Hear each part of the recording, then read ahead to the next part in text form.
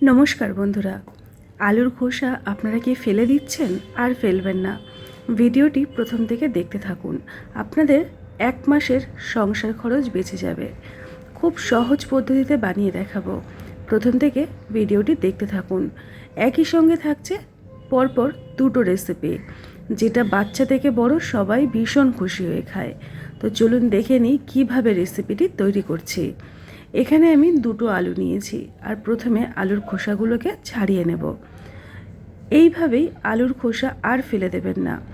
দেখুন আমি খোসাগুলোকে ছাড়িয়ে নিচ্ছি।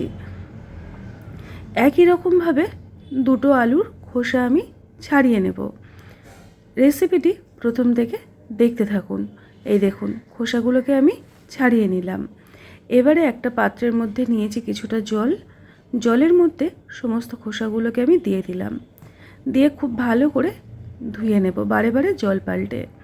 তবে আলুর খোসা ছাড়ানোর আগে চেষ্টা করবেন বারে বারে আলুটাকে পরিষ্কার করে গাটা ধুয়ে নিতে।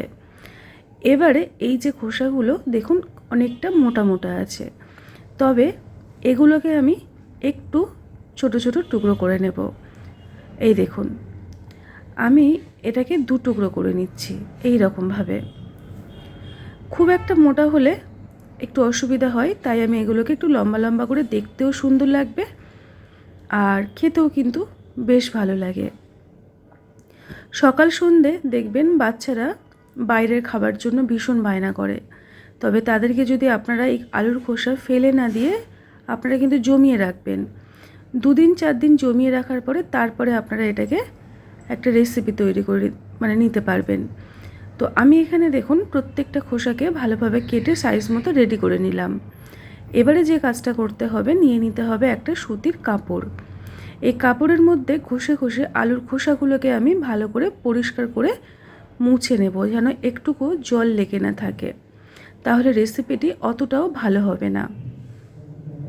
এবারে খোসাগুলোকে ভালো করে শুকনো করে মুছে নিয়ে একটা পাত্রের মধ্যে নিয়ে নিয়েছি। এবারে এর মধ্যে আমি দিয়ে দেব স্বাদ মতো লবণ, আর দিয়ে দেব অল্প একটু কাশ্মীরি লঙ্কার গুঁড়ো, দিয়ে দিলাম 1/2 চামচ তন্দুরি মশলা, আর দিয়ে দিলাম জিরে গুঁড়ো, ধনে গুঁড়ো। আপনাদের কাছে যদি তন্দুরি মশলা না থাকে তাহলে আপনারা যে 5 টাকার ম্যাগির যে মশলা পাওয়া যায় ওইটা ব্যবহার করতে পারেন। এটাকে আমি ম্যারিনেট করে নিয়েছি দেখুন খুব ভালোভাবে। এটাকে আরেকটু টেস্টি ক্রাঞ্চি করার জন্য আমি দিয়ে দেব কর্নফ্লাওয়ার। আপনাদের কাছে যদি কর্নফ্লাওয়ার সেই মুহূর্তে না থেকে থাকে তাহলে আপনারা যদি চালের গুঁড়ো থাকে সেটা ব্যবহার করতে পারেন। এবারে কর্নফ্লাওয়ারটাকে এইভাবেই মাখিয়ে আমি 5 মিনিট রেখে দেব। তার মধ্যে চলুন আর একটা রেসিপি তৈরি করা রেডি করে নিই। এই যে আলুগুলোকে যে আমি খোসা ছাড়িয়েছিলাম, আমি এখানে 2টো আলু নিয়েছি।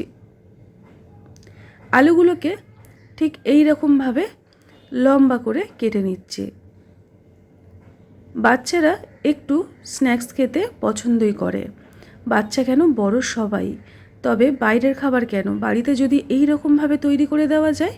দেখুন আলুগুলোকে লম্বাটে করে আমি সমস্তটা কেটে রেডি করে নিলাম, তাহলে দেখবেন সবাই ভীষণ খুশি হবে খাবে।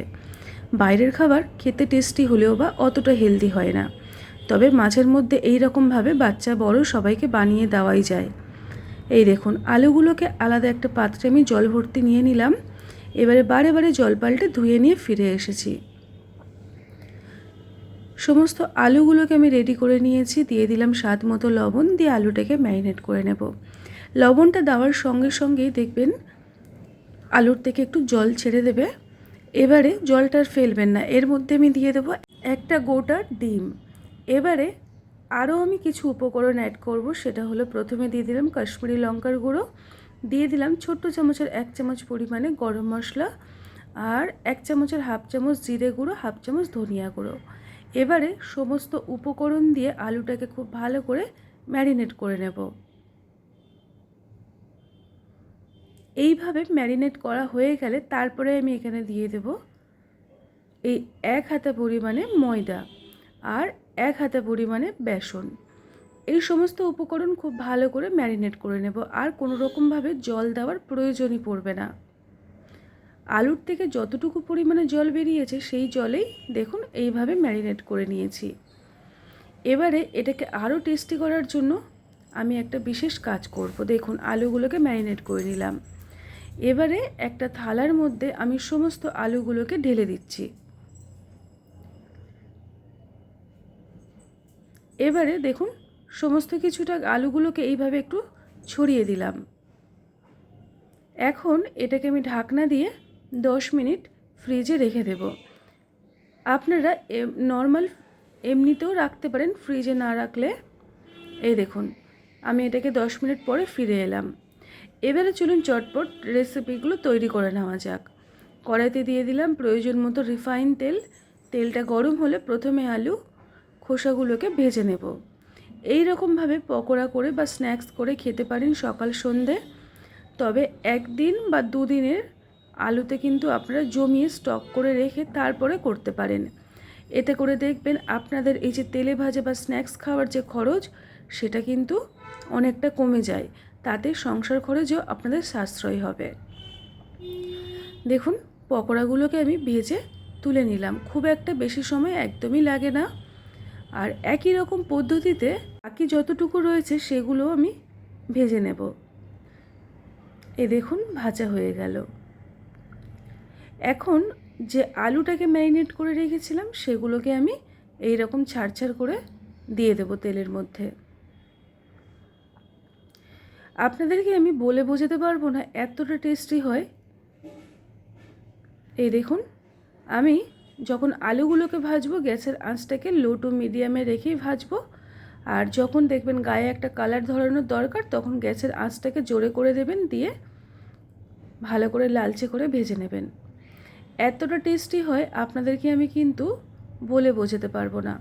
রেসিপিটি এখনও পর্যন্ত যদি দেখে থাকেন তাহলে আপনাকে অসংখ্য ধন্যবাদ। একটা লাইক দিতে যদি ভুলে গিয়ে থাকেন তাহলে প্লিজ একটা লাইক দিয়ে দেবেন। আর যদি নতুন হয়ে থাকেন তাহলে চ্যানেলটিকে সাবস্ক্রাইব করে নিতে পারেন খাই খাই অনুর রান্নাঘরের চ্যানেলটিকে। এই দেখুন আলুর স্ন্যাক্সগুলো আমার তৈরি হয়ে গেল। ভালোভাবে তেল ঝরিয়ে তুলে নেব। একই রকম পদ্ধতিতে যতটুকু বাকি রয়েছে সবগুলো ভেজে নিয়ে ফিরে আসব। রেসিপিটি প্রথমে তৈরি করবেন, ভালো লাগলে তারপরে আমাকে জানাবেন যে রেসিপিটি আপনাদের কেমন লেগেছিল। এই দেখুন কতটা পরিমাণে আপনাদের স্ন্যাক্স তৈরি হয়ে গেল। গরম গরম খেতে জাস্ট অসাধারণ লাগে। এই দেখুন আলুর খোসাগুলো কতটা টেস্টি দেখতে হয়েছে, দেখুন তো। খেতে কিন্তু দুর্দান্ত হয়। গরম গরম মুড়ি দিয়ে বা সস দিয়ে খাবেন, স্বাদ মুখে লেগে থাকবে।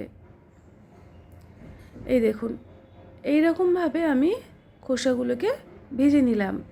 আর এদিকে যে আলুর যে স্ন্যাক্স তৈরি করেছিলাম আপনাদেরকে আমি একটা ভেঙে দেখাবো, ভিতরটায় কত সুন্দরভাবে নরম হয়েছে। এই দেখুন কত সুন্দরভাবে ভেঙে গেল। দোকানও কিন্তু আপনার কাছে এই রকম রেসিপি ফেল হয়ে যাবে। একটু সসে ডিপ করে খেতে দুর্দান্ত লাগে। আজকের মতো এই পর্যন্ত। সবাই ভালো থাকবেন, সুস্থ থাকবেন।